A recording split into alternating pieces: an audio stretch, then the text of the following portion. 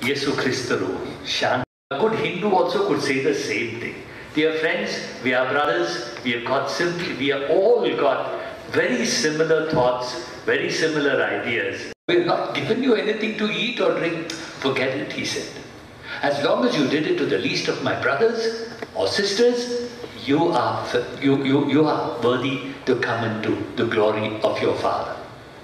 And to those on the left, he said, you didn't give me to eat. Go, you have nothing because you didn't give me. There is nothing Jesus said about faith. He didn't say about prayer. He didn't say about worship. He didn't say about anything. He only said, you love your neighbor who is in need, you come into heaven. This is when all the nations come before him. Please note, in the Bible, if you want to understand the Bible, you've always got to see what is said to whom, not to everybody. Certain things are said to certain people. Jesus has got some things that he says to his own people, the Jews, and there are other things that he will say to all the people. What he says to all the people is not the same necessarily as what he says to the Jews, and therefore it could be misunderstood. People who read and take what is there in one particular context and put it in another context, then you can misunderstand. And here you find the first thing is you must love God. You must love God's reflection in human beings. That is the first thing if you want to establish peace. The second thing you must do to establish peace, dear friends, is what we need to do is we need to compare the best in us with the best with others. I said we must love God more than we love our religion. What happens naturally is I compare the best of Christians with the worst of Muslims. I say, look at these Muslims, what terrorists they are, what awful people, what this, what that. Look at we Christians, how good we are. I won't look at the worst of the Christians. Christians can be worse terrorists. Christians can be worst, you put anything that you want. They can, there are, of course there are.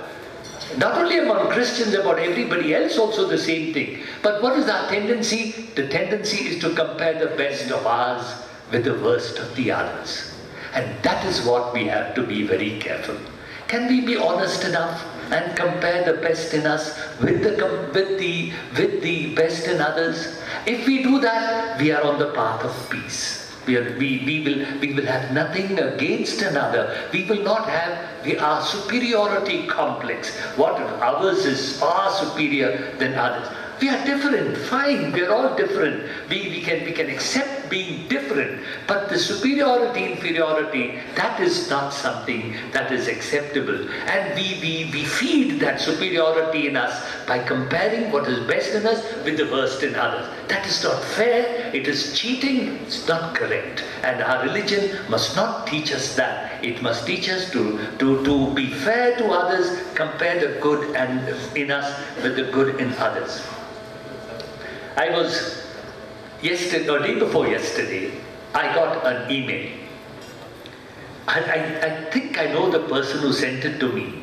He has sent me a whole lot of text from the Holy Quran showing how the Holy Quran, encourages violence. Holy Quran, and he given a whole lot of text. I think he knew I was going to come to give this talk or something. He's kind of cautioning me. I wanted to send him I'm going to do that, a whole lot of text from the Bible, which also, encourage violence. You get it. Don't go on. It's not true to say that our religion, Christianity, has no streak of violence in it. In the Old Testament, at that time, in those days, you had a lot of violence. But once again, I must caution you, see to whom that was said, in what context that was said. You find God saying, go, destroy those idols, destroy those people, destroy this, destroy that. You will get it. You get it many times. But you must know to whom it was said, why it was said, when it was said. And it is not given as a general principle for everybody. But it is not fair that this man who takes things from one religion and then puts it out to condemn that whole religion, whereas he has got it in his own religion. It's not fair. This is not. I just began and he's saying time up. But because I love him, I'll stop soon. See what Jesus also says. He says, Jesus says this, do not think that I have come to bring peace in the world. Do not think that I have come to bring peace in the world. No, I did not come to bring peace, but a sword. I came to set sons against their fathers, daughters against their mothers, daughters-in-law against their mothers-in-law. Jesus says, what does it mean by that? What is the context? The context, Jesus says, is you must be committed to God your Father. If your parents are against that, then you will have to be against them. You have to be committed to God. If your primary value is not there, then it will not be this one. So that is the last thing. Give me 1 minute. The other one is, unless this is important, you want peace, we must learn forgiveness. We must forgive.